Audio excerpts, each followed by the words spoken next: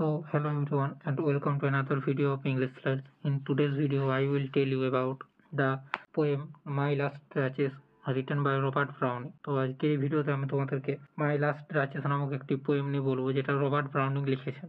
তো পোয়েমটা সম্পর্কে জানার আগে আমাদের রবার্ট ব্রাউনিং এবং এই পোয়েমটার যে টাইপ সেটা নিয়ে কিছু কথা জানতে হবে। তো চলো রবার্ট ব্রাউনিং দিয়ে শুরু করা যাক। Robert Browning. So Robert Browning কে না, he was a famous poet of Victorian এরা।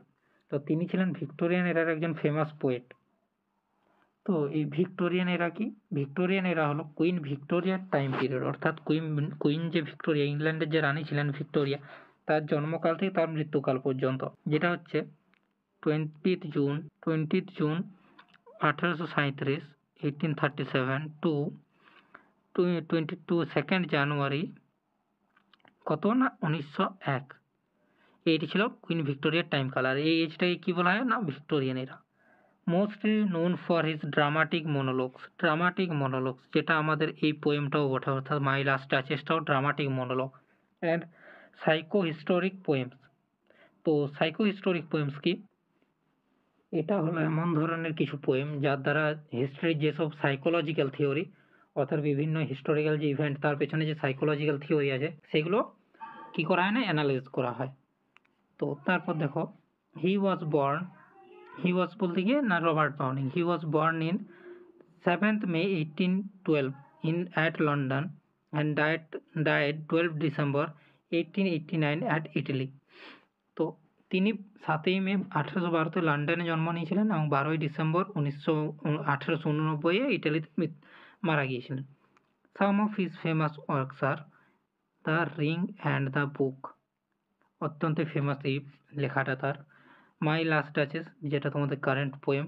তারপর Porphyria's lover, Andrea del Sarto, the pied piper of Hamelin etcetera. তো দেখো এই যে এটা আছে, the pied piper of Hamelin, এটা হয়তো অনেকেই ছোটোবেলায় একটা গল্প শুনেছো, যে একটা পাইপার ছিল, যে হ্যামলিনের বিভিন্ন গলিতে যে ইঁদুরগুলো ছিল সেটাকে একটা বিন বাজিয়ে বাইরে বের করেছিল। তো এটাই ওই গল্পটাই। এবার এসো, দেখো এখানে আছে ড্রামাটিক মনোলগ, যেটা হচ্ছে আমাদের এই পোয়েমটার টাইপটা। Dramatic monologue.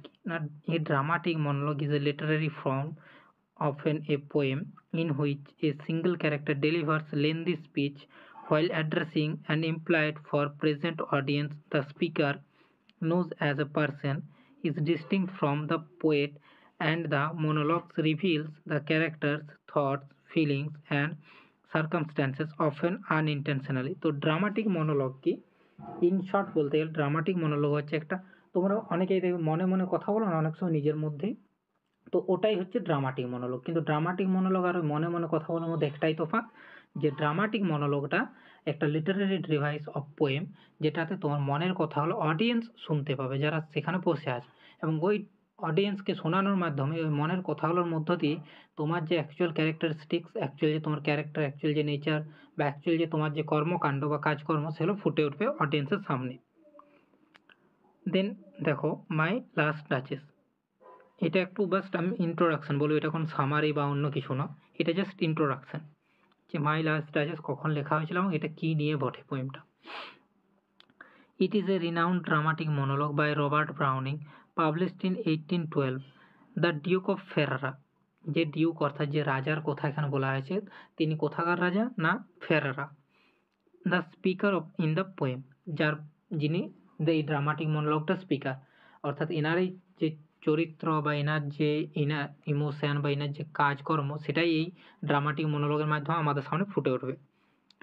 The duke's mastery of the dramatic monologue from allows him to convey complex ideas through a single character's voice, যেটা আমি একটু আগে বললাম সেটাই।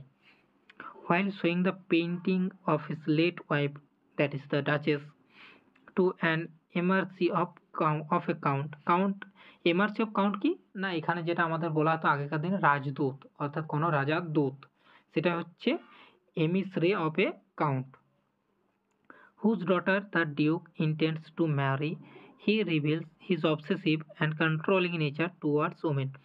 তো এটা আজকে যে তোমরা হয়তো অনেকেই আছো যাদের কোনো না কোনো গার্লফ্রেন্ড বা এইসব কিছু থাকবে, তো তারাও বুঝতে পারো, অনেকেই পসেসিভ হয়, অনেকে অবসেসিভ হয়, যে আমাকে বাদ দিয়ে কেন অন্য কারোর সাথে কথা বলবে, তো ওই টাইপের ছিল ডিউক, আর সেটাই এখানে এই পোয়েমটার মাধ্যমে ফুটে তোলানো হবে।